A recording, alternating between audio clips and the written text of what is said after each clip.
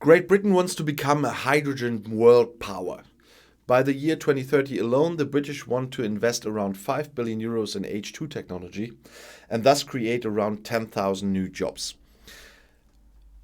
For the first time, the UK presented its hydrogen strategy now. This is based on the Prime Minister's 10-point plan for a green industrial revolution. The government wants to work with industry to produce hydrogen with low CO2 emissions of around 5 gigawatts by 2030. This amount could replace natural gas for around 3 million households and be used in industry and in the transport sector.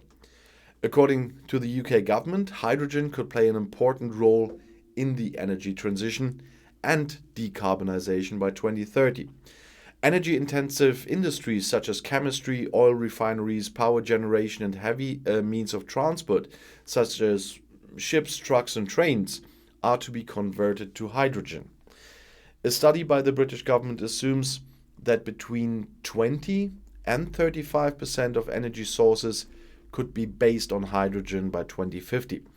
This could also help to achieve the target of reducing emissions by 78% by 2035 and completely emission-free by 2050. The Independent English Climate Change Committee shares this assessment. The government's approach is based on the previous successful approach to offshore wind power that made the UK the world leader in this field.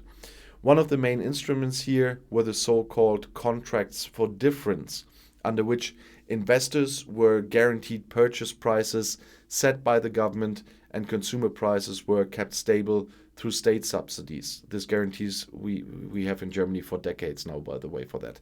In addition, the hydrogen strategy includes, among other things, a two-pronged method for the production of hydrogen, both from electrolysis and from residues from the oil and chemical industry.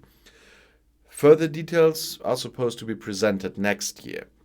Furthermore, the infrastructure for hydrogen is to be expanded considerably, and the energy suppliers are investigating whether to add up to 20% hydrogen to the existing gas supply.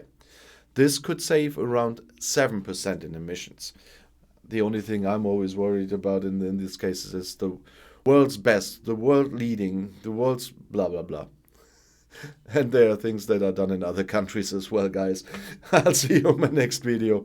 Bis gleich.